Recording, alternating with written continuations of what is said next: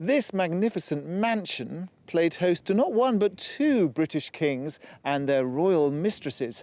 Find out where it is and who lodged here in just a moment.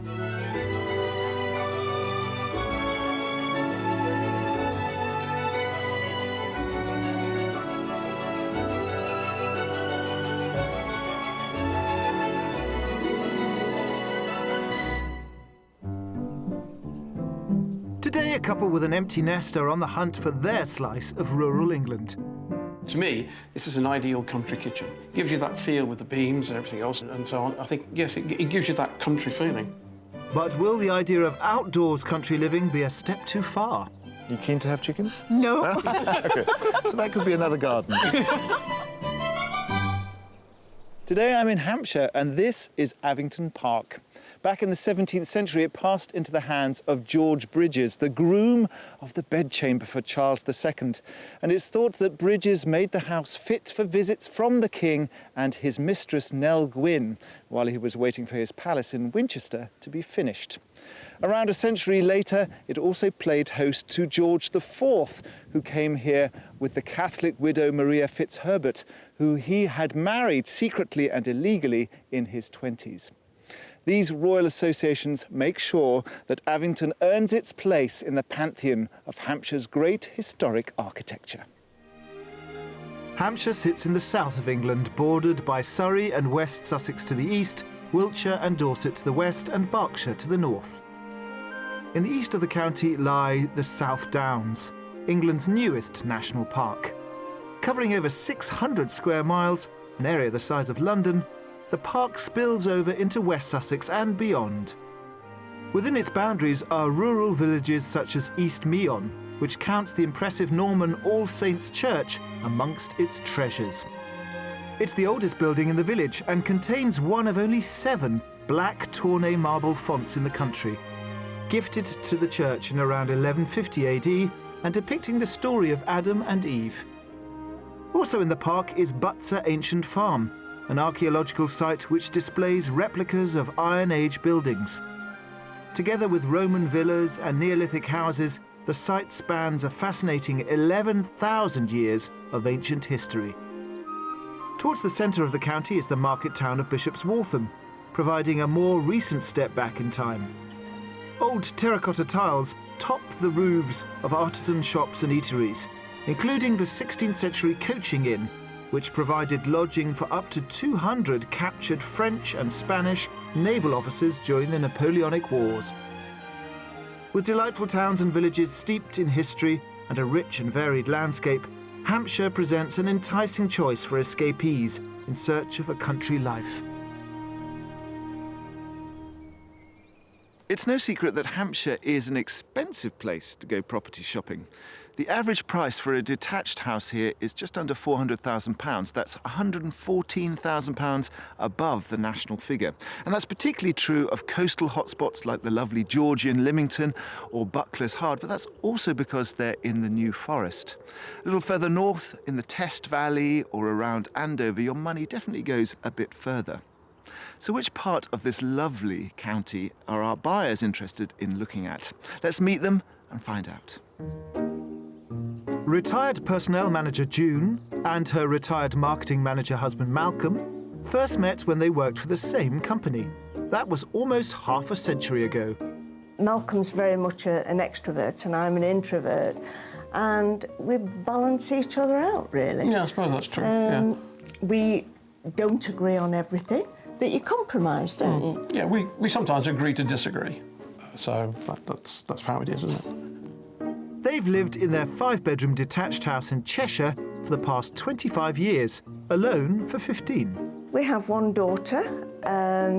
She works in London now, and basically that's why we want to move, because we just want to be closer to her. We do quite miss her. So what we've tried to do is to look for places near West London. Basically something maybe within an hour and a half travelling distance, which roughly equates with Hampshire. It's not a place that we know anything at all about. As a matter of fact, it's a blank canvas.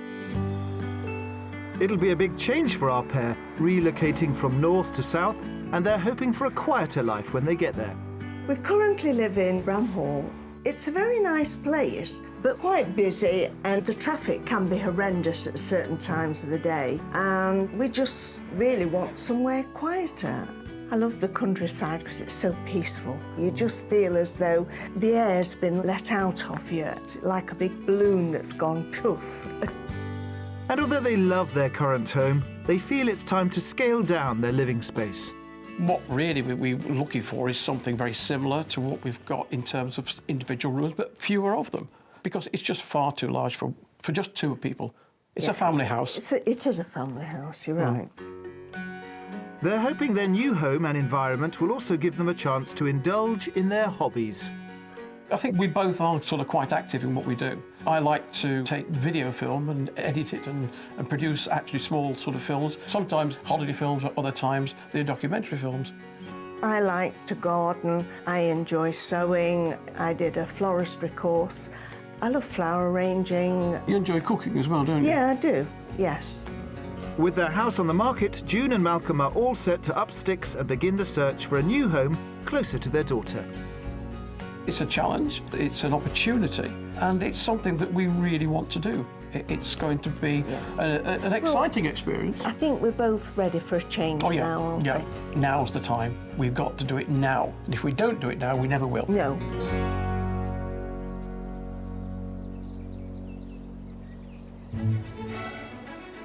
Our buyers have asked us to concentrate our search around the northern half of Hampshire, within an hour and a half's drive of their daughter's home in Chiswick in West London. And before we get the ball rolling, I'm meeting them in the county to discuss exactly what it is they're hoping for. Good morning. Good morning. What a lovely day. It's gorgeous. Gorgeous. And a lovely spot. Yeah. Welcome to Hampshire, I believe. Is this the first time you've been here? We have made one or two sort of trips around just to find out our geography, you know. Yeah. It's quite a brave move to come from Cheshire, beautiful county, down to a county you don't really know. What are you looking for? What would be your ideal property? Well, we're looking for basically a minimum, say, of 3 bedrooms, but also we're looking for a study so I can carry on my hobby of filmmaking, which I do. And we want to make sure it's somewhere that's reasonable size, but not too big. Yeah. But we, as everyone does, we like the large kitchen, diner, and Malcolm wants a garage. Right. At least one, possibly 2 if we can get it. The size of garden needs to be reasonable. We're not looking for acres of land. What about location? Obviously you want to be sort of within driving distance of Chiswick, but do you want to be in a town? No. Ideally, we want to really move to sort of a village environment. Yeah. We don't want to be remote in the middle of nowhere, and certainly we don't want to be on a very large housing estate, that sort of thing. Okay. We've tended to live in more modern properties. I think when you walk into somewhere, you know, and that's what I'm looking for. If you had to compromise, for example, would you be interested in doing some development work if you had to knock the property around? Is that something you're interested in? Yeah, provided it's not too substantial. Yeah. And you've got a good, healthy budget. How much have we got to play with? 700,000. So £700,000 is a whopping budget. Unfortunately, Hampshire does squeeze that. Mm-hmm. But we've got 3 lovely properties lined up. I hope one of them tickles your fancy, if not all of them. Me too. Let's go and see. Okay, Thank you. Good. For their budget of £700,000, June and Malcolm are open to the style of property they live in, but they do want a large kitchen diner and they'd like 4 bedrooms, or 3 bedrooms and a study. They'd be happy with a manageable garden with a double garage and would like to be in a village or edge of village location. We've handpicked a fantastic selection of properties for June and Malcolm to view, but only after they've reached the end of their tour of each will they be furnished with its price. And the third and final visit will be to our mystery house, which will offer them a priceless location and a home to match, if they're willing to roll up their sleeves and get stuck in.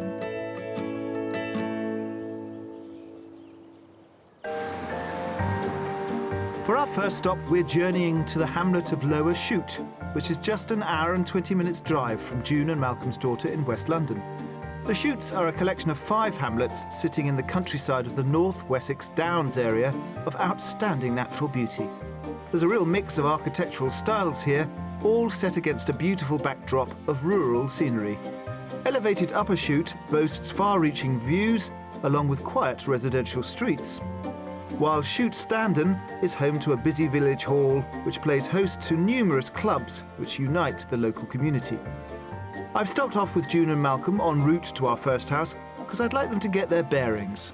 We're right on the edge of the Hampshire-Wiltshire borders. In fact, that is Wiltshire, this is Hampshire, and this is the Chute Causeway. It's a Roman road and a boundary between the two counties. Over here, we've got a little cluster of villages called the Chutes, and that's where our house is. So let's go and visit. Thank you. This very causeway is said to be haunted by Charles II after he died in the area of the bubonic plague in the 17th century. There's no sign of ghostly activity today, though, as we head to Lower Chute, which boasts a 13th century traditional dining pub, perfect for a night out, and right on the doorstep of our first property. Here we have it, house number 1. Wow, Oh, right. it's neat. It's very nice. Yeah, Right. it looks very yeah, quite pleased with it, yeah. And double garage? Yeah, there's double garage as well, yeah. And you've also got this little plot here. There's a chicken run now, but that could be a veggie patch or something on the other side. The land belongs to this house? Yeah. Have you ever had chickens before? No. No. No. You keen to have chickens? No. OK, so that could be another garden. Should we look inside? Yeah, I'd love to. This detached chalet-style house dates back to the 1960s, but the extension to the right of the front door was completed just over 10 years ago. We're heading through the hall straight to the kitchen diner at the back of the house. The kitchen side was extended when the work to the house was done. It's a little bit smaller than I think what we'd hoped. You've got all the white goods and everything back there. You've got a utility room. Yeah. Right. Yeah. So you could knock that through and make this whole area bigger if you wanted. Oh, there's a thought, yeah. The good thing about this property is downstairs you have lots of rooms to play around with. This room at the end here through the door is currently a very nice study. It has French windows out into the garden also. But at the front of the house, you've got a dining room and a sitting room. Oh. So you could technically knock that wall through and make the kitchen dining room a very big space with Oh, yeah. two No, floors. that would be good. Certainly, that's workable. And probably it can give us even more than what we've got now. It's very difficult also because you haven't seen the rest of the house. No. So let's continue the tour. Yeah, I'd love to. I wasn't joking about this floor. It's a maze of rooms, and I've saved the biggest till last, another reception room. It's quite a reasonable width. It's very comfortable, yeah. Are you feeling the vibe of the house? Yeah, I like I it. quite like it. As a matter of fact, the first time we came in, I thought, oh, it's going to be a little bit small. And then suddenly it seems to expand. It's like a TARDIS. It seems to sort of get bigger as you come in. There's also a cloakroom on the ground floor. And as we move upstairs through the hall-cum-library, the first floor landing connects the old side of the house with the new. This is the master suite, which was added into the eaves as an extension over the house. And then you've got a walk-in shower in the ensuite around the corner there. Oh, that's nice. Are you looking for an ensuite? Is that Yes, we are. Yes, we It's are. important, At the yeah. moment, we've got 2 en suites, so we're very lucky. But then we are supposed to be downsizing. yeah. Yes, that's the thing about downsizing. You do have to let go of Yes, things. you do, don't you? The thing is, the only thing I can see is the wardrobe space. Yes, yes. It seems to be... Yeah, because of the sloping because of the sloping ceilings. ceiling. Yeah. I have a lot of clothes. Yeah. Have you thought of downsizing your clothes? Could you take one of the bedrooms and make it a dressing room? Good idea. No, that's thought, Good idea. Yeah. Well, there are 2 more bedrooms to choose from on the other side of the hall. One at the front of the house with views across fields, and one at the back overlooking the garden, already set up as a sewing room for June. They're separated by a white family bathroom. Back downstairs, there's plenty of access to the garden, which wraps around 3 sides of the house. A patio leads to the lawn, which is dotted with flower beds, shrubs, hedges, and plenty of nooks and crannies. I'd be interested to hear whether you think this is big enough as a garden. Oh, yes, Yes, definitely. yes. Definitely. Ideal. This is big enough to enjoy for privacy. You've got, the back here. No, it's great. So I feel your enthusiasm for the property is rising. It is, yes. as we go around. Yes, surprising. We thought it looked a bit small. We're comparing what we've currently got instead of compare what we actually want, Yes. which is the main thing. We've just got to make that step, Yeah. haven't we? And what we want, I think, is contained in there. Yeah. It all depends on how much it is and what we can afford. Well, since you bring that subject up, how much do you think it's on the market for? It's difficult to say. I'm going to go for 630. No, I think it's on the market for £650. Well, to be honest, if you split the difference, you'd be spot on. This is on the market for £640,000. Right. I'm going to let you go back inside, and then I'll see you at the front when you're done. OK, Thank you. This extended chalet-style house has rung in at £60,000 below June and Malcolm's budget. It's managed to come up trumps, offering everything they've asked for. There's a study for Malcolm, along with just the number of bedrooms they want, plus a perfect-sized landscaped garden and a double garage. Yeah, I think it has good possibilities. There's a lot of work I would want to do to it, to obviously put our own stamp and to get it to work the way we would want it to. But I think it's a very good start. I think this would be the storage room. Yeah, for all my clothes, darling. Basically, what we'd like to do would be to extend the kitchen dining area and make it a sitting area at the end. So we have kitchen, dining, and then a sitting area, which is basically what we have at the moment, and we'd like to replicate that. You're done? Yes. Excellent. It's growing on us. Good. Let's see if the second house grows on you too. Got to go. Thank you.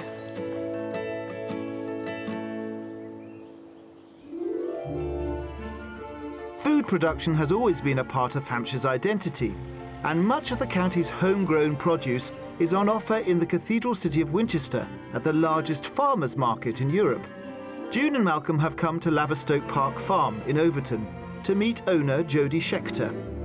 He used to race cars for a living and has a Formula One title to his name, but for the past 12 years he's been farming organic food. We follow nature very strictly. We have two main keys. The one, slow-growing animals and plants are generally healthy and taste better.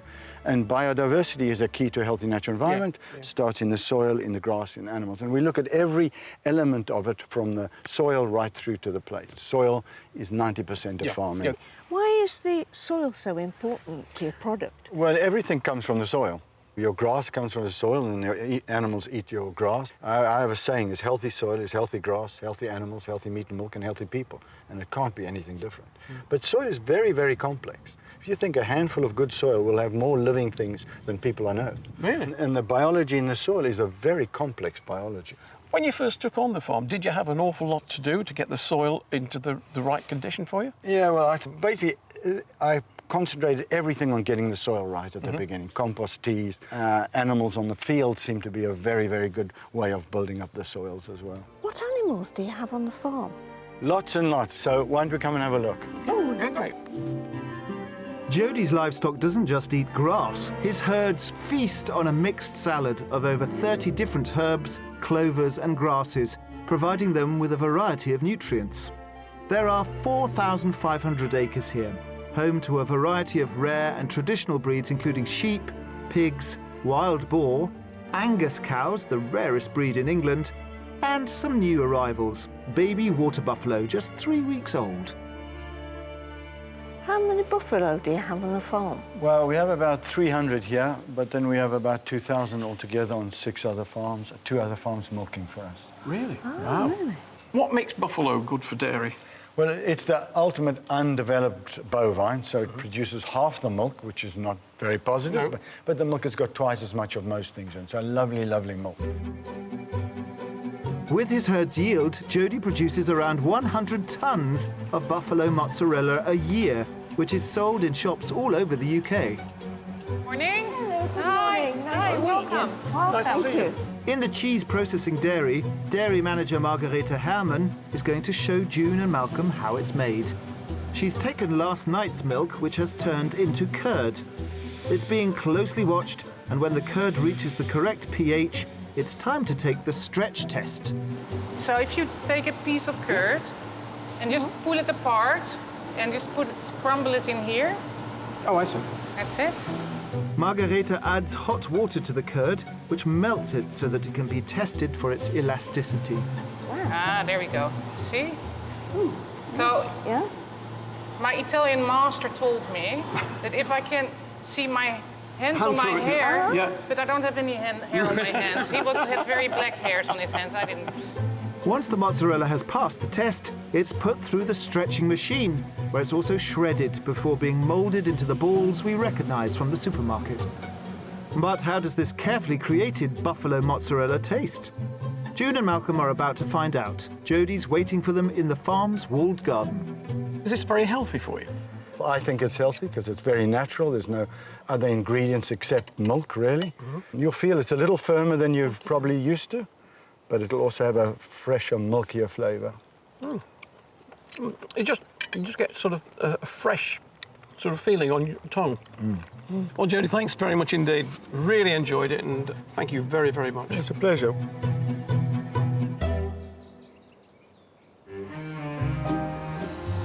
For our second offering, we're travelling to the hamlet of Great Shotteston, which is an hour and 20 minutes drive from West London. Just 5 minutes away and across the border into Wiltshire is the town of Ludgershall. Here, all the necessities can be found, alongside a 16th century dining pub and the ruins of a medieval fortress, the late 11th century Ludgershall Castle. Less than 2 miles south and we're in Great Shotteston. Rural and rather wet, and where we find our next house. So I'm going to wheel you around here because this is our second property. Oh, nice size. I quite like it. I like the size. Malcolm, you were pulling a face. Don't like it. You don't like it? No. It's a fairly good size house. It just doesn't do anything for me. It doesn't have any curb appeal. But you're quite taken by the style. Yeah, I quite like it. Oh, well, there you are. Yeah, but we're often different. It's actually quite a classic Hampshire cottage in the sort of the use of the brick and the flint. Oh, yes, I accept that. It just... Sorry. Not ringing your bell. No, it's not. No, at all. it's I'm not sorry. ringing your bells at all, is it? Well, you know, I want to be honest, you know. Yeah, absolutely. I mean, inside it might be gorgeous, and maybe that might change. No? Let's look inside. OK, sure. Mixed reactions for property number 2. This brick and flint house has grown from humble beginnings, with the oldest part dating back to the 1800s, when it would have been a 2-up, 2-down, but there have been several later additions.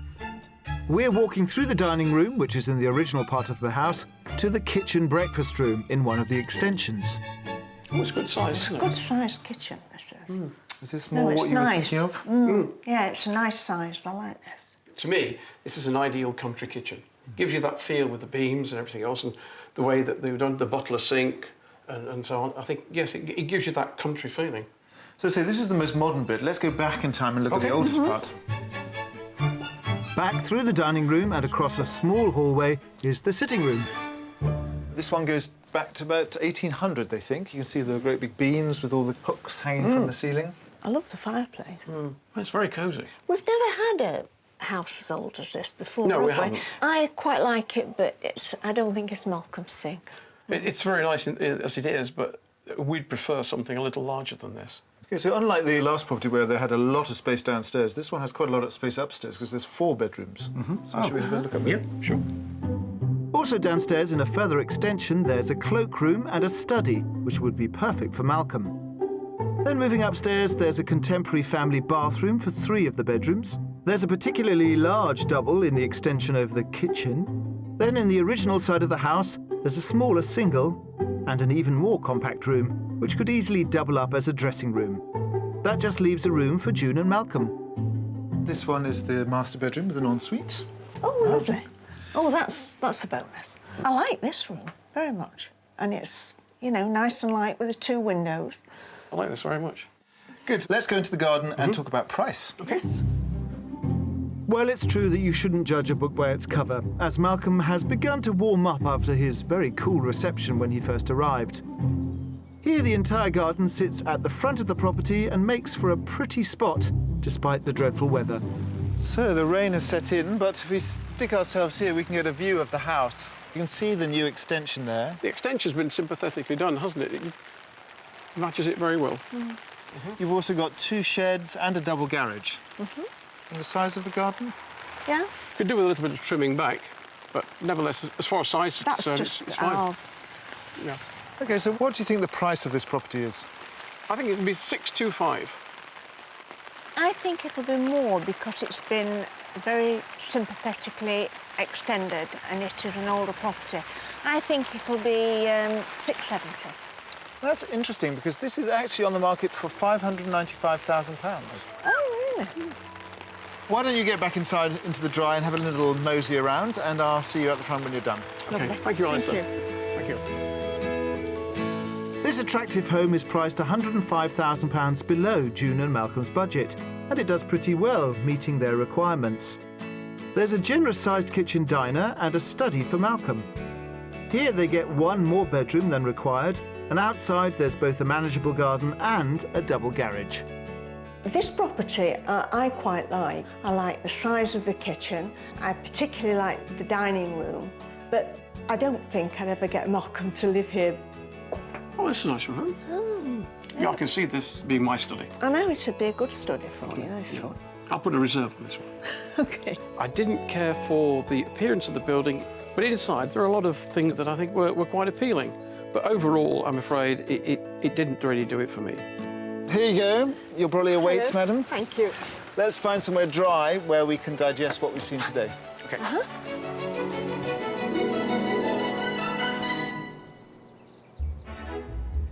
It's the second day of our journey round Hampshire, hunting down a new home to bring June and Malcolm from Bramall in Cheshire closer to their daughter in West London, but in a rural country location well away from the city. And with a budget of £700,000, we're looking for a property with room for guests and hobbies. We've still got a mystery house with a rather special outlook to come. I think it looks sweet. I do like the location. Good. That's spot on. And I'll be seeing how some spectacular furniture is created. This really shows off the handmade nature of the work. It pushes the other one up. Yeah. Today's going to be an interesting day for June and Malcolm, because what became apparent yesterday is that Malcolm in particular is very strongly opinionated about his houses. And today, the mystery house is, well, it's a bit of a challenge in that front, because it's a beautiful property and it could be a dream home, but they need quite a lot of vision and quite a lot of thinking through. And we'll have to see whether those are forthcoming. For our mystery house, we're journeying to the hamlet of Monkwood, which is an hour and a quarter's drive from June and Malcolm's daughter in West London. Just under 3 miles away is the larger village of Ropley. Here, quiet lanes are flanked by character cottages, sheltered by blooms and hedges, with classic brick and flint a recurrent theme. There's a village shop, a post office, and a village hall offering various events for locals. The 800-year-old Grade II listed St Peter's Church was almost completely destroyed by a fire, which ripped through it in 2014. It's currently at the beginning of a long process to restore it.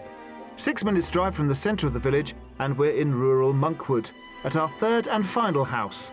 A larger undertaking perhaps than June and Malcolm would choose, but I think it's a trade-off that's more than worth it. We're starting off at the back of this character cottage. Here we have it. Now, hold your horses, especially you, Malcolm. This is the mystery house. I know that you're big on curb appeal, but what are your first impressions? I think it looks sweet. Yeah, I really do. It's very nice. It's not to my taste. Oh. But I do like the location. Good. That's spot on. This is the mystery house. This is all different rules here, because this is a very special spot. Over there on the other side of that lane, that is the South Downs National Park. Really? You can't build on that view, ever. Oh, wow. It's all protected. This side of the road, it's not the South Downs National Park, and that means that you can extend this cottage. June, are you with me on this? Yeah, I'm with you. I want to see inside. Let's go in and see inside. Come on. Our single-storey mystery house dates back to the 19th century and will really test our buyers on their mission to downsize. It's already been extended, not by the current owners, but they do have planning permission to expand it even more by going up and out. The back door leads straight into a long kitchen which runs from the front to the back of the house, with the sitting room to the left. Quite open-plan, L-shaped kitchen. You've got one kitchen on that side, and then a sort of second kitchen here. What are you thinking, June? Well, I'm trying to think just what I would do and what it would cost. Personally, I can't see the point having a kitchen area there and a kitchen area here. And I think make this as the living space, because you've got the view over there. Yes, I would. And then take this out of here and make the kitchen area over there. Yeah. Yeah, for me, I'd like to see it as an empty space. Could you imagine living here as it is? No. No. Not as it is, no.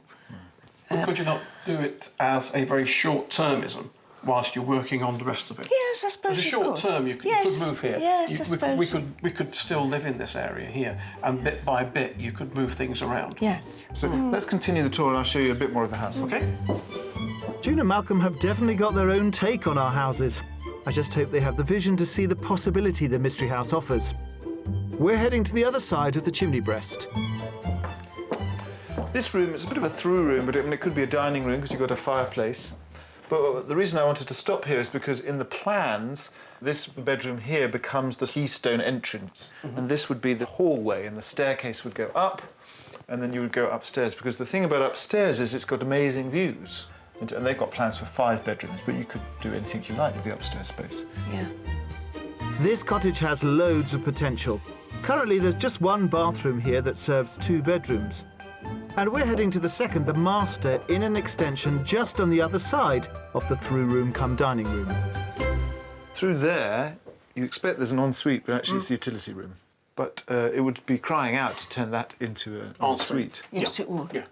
Is it a sort of place you could imagine sleeping? I would still want to see it as an empty blank canvas, speak to an architect and see what could be done with the space. I'm quite happy to put in new kitchens and en suites and bathrooms, but to take on a whole house project at our time of life. I'd like to just think about how much it's going to cost, what the timescale would be, and then sort of decide, because to be honest with you, the view is absolutely fantastic. It is. The location is perfect. And that's the thing that's pulling me towards it. Well, let's go and look at the view and talk about the price. There's a big step here, so mind yourself.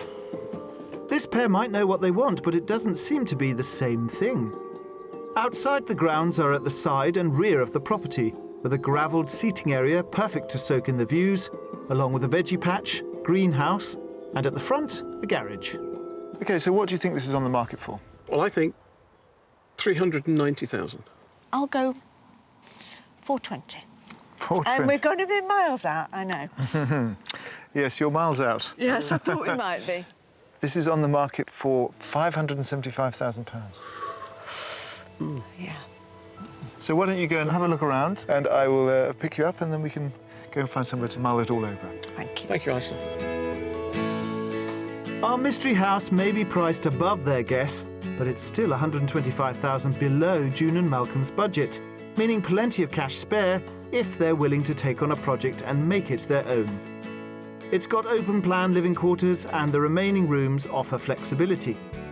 Outside the garden, with its views across the national park, gives our buyers a chance to live in a very sought-after location, but only if they're up for the challenge.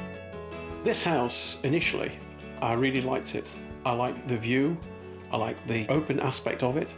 It was a very sweet country cottage. I was not a fan of this house from the first impression, but I do think the location is perfect. I think Malcolm has more vision as to what could be done with the house than possibly I do. I see the practical side of it, but I think Malcolm, if he had enough money, would like to take this project on. It wanted an awful lot of work doing to it. It needed a lot of reconstruction, and it needed an additional layer, which would put the cost up.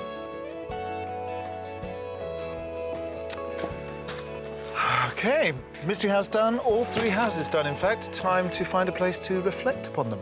Okay.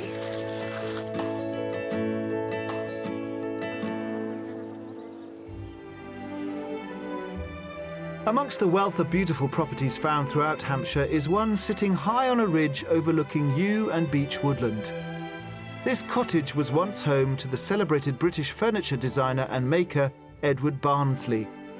It survives not only as a cottage designed during the arts and crafts movement, but within its walls it also keeps alive the legacy of the influential late 19th and early 20th century design principles of the movement.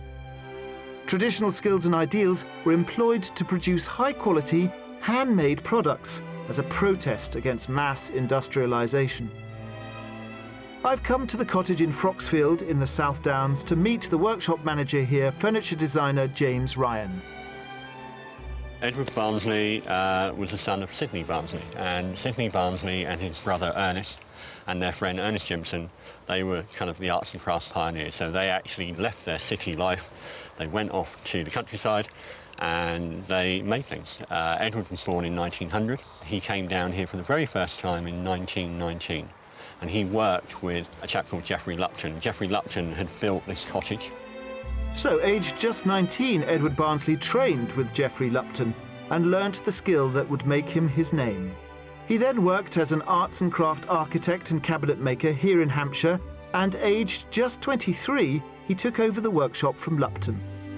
So what characterises the idea behind the arts and craft movement at that time? It was about kind of going back to basics. It was about truthfulness of material. So the arts and crafts furniture was using things like oak and walnut and just showing it in its natural form. Edward Barnsley lovingly created over 7,000 pieces of furniture that he hoped would be pleasing to the eye and give real joy in use. Up in the cottage are examples of some of the beautiful handcrafted pieces of furniture made here by James, and also a special item by Barnsley. This is a really important piece. It was designed by Edward in 1976. It's a writing bureau in English walnut, and it has some really nice features. So these panels, these are actually called feather walnut panels, and they come from the main trunk of the tree, where it splits off into two branches. That crotch, that double back figure you get there, that's used to a particular effect here, decorative effect. And can we open it up? Absolutely. So, and then we've got, these are loafers. Oh, they open so beautifully. Yeah, and they support the full flat. What are the things that fascinate you about it? I think it's the refinement and the sophistication of it. Things like these little divisions here, you can see they're very thin, and it takes a lot of confidence to just design it to be that thin. It doesn't need to be any thicker than that. How long would it have taken to make something like this? It's about 900 hours of work. And to put that into context, most of our craftsmen here will do about 1,100, 1,200 productive hours a year, so it's almost a whole year's worth of work. You are now kind of the head designer. Have we got a piece of yours that we can compare, contrast? Bring this over. So this is a piece I designed a couple of years ago. It's a little jewellery box. So you'll see this kind of curved chamfering on a lot of arts and crafts pieces, and here I've kind of reworked it a little bit by incorporating another wood underneath the chamfer. So you move the feet and then the lid pops up. Oh. And then inside you've got a rippled sycamore interior. And this really shows off the handmade nature of the work. It pushes the other one up. Yeah. And that is the difference between a few plain shavings, and it wouldn't do that.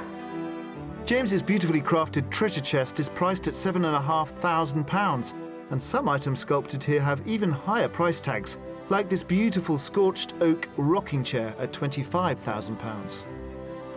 Before he died in 1987, Edward Barnsley made sure his workshop would continue to nurture new talent, which it does. As a charitable trust, it offers apprenticeships in furniture design and craftsmanship, which is how James became involved here. It's taken him over 20 years to reach his level of excellence, and today there are 4 apprentices in the workshop under the wing of craftsman tutor Stephen Rock. They learn about staying true to those arts and crafts principles, but gear them towards the modern-day market. Sam is at the end of his year-long apprenticeship. Hi, Alistair. Hey, hello, nice to see you. This is Sam. Sam, what are you making? I'm making a casual table with a drawer. So far, I've spent about 70 hours. 70 hours, right. Can you give us a tour? What have you got involved? Got most of the work is in this. Fit together well, that's a good sign. Yes. Yeah, they shouldn't come off too easily. So basically, you got it's made up of this carcass. Beautiful veneer, is it? That you can see. Probably best looking at it like this.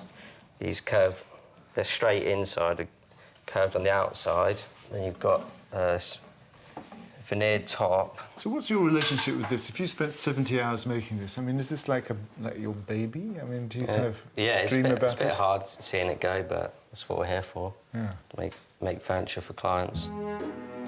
All the apprentices come to the workshop with an existing interest in furniture making, plus some experience under their belts. When they join the workshop, what we ask them to do is to go back to basics to make the first perhaps half dozen pieces entirely by hand. Who's your client base? Who buys this stuff? We have quite a few clients who are local to us. We also have quite a few clients from London. So, Sam, do you know how much your table is going to sell for? Between 2,000 and 3,000. Well, Nice all the best. atmosphere. I hope it goes well from strength to strength. Cheers, thank you. Thanks for showing me around. I feel very relaxed. It's comforting to know these skilled artisans are upholding the arts and crafts mantle almost a century after Barnsley first arrived here. For a whole array of reasons, I think we can probably rule property 2 and 3 out of the running, but it'll be interesting to see whether June and Malcolm are still enamoured of Hampshire and whether house number 1 could be a contender. Good afternoon. Good afternoon. Good How are you afternoon, feeling Alice. after all your house hunting? Confused, but nevertheless, I think we have a path forward. Guys, it's been an eventful week. Are any of the houses contenders? The only one that, in my opinion, could be a contender is the first house that we saw. It did actually fulfil a lot of our requirements without any alterations. And with minor alterations, of course, it could actually be improved. We need to look more at the location of that, don't we? Yeah, but also to cost out some of the alterations that we think we would like to make, see how that fits into our overall budget. It's been a good learning curve for us, and I think it's brought it home to us exactly what downsizing means. We've got to think more of what our requirements will be and then make sure we keep to them. What are you going back to Cheshire thinking? I'd like to revisit the location of the first house, and I would like to search in a lot more depth the location of the last house. And also try to get some sort of pricing for alterations. What would it cost to do this? That will then determine as to what the price we can actually pay for a property. Well, I hope you find some. I hope this week hasn't put you off moving to Hampshire with its high prices. No, I'm sure we will find something that meets our requirements, but it might take longer than we initially thought. No, I think it's been a really, really good exercise. And to be honest, we're very grateful because without it, I think we would have been lost in where we were going. We would never have bought anything, but I think there's a very, very good chance now that we can then move and find somewhere that we really like. I'd like to thank you very much indeed. Thank you. Our pleasure. Thanks a lot.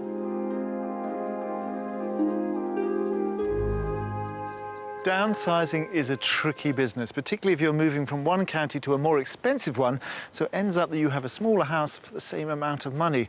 But I think that Malcolm and June rose to the challenge magnificently. And even if they don't buy one of our houses here in Hampshire, I hope that they will move to the county soon. And I hope that you join us next time for more Escape to the Country.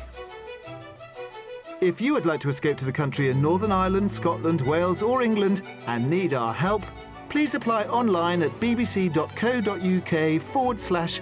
On A Show.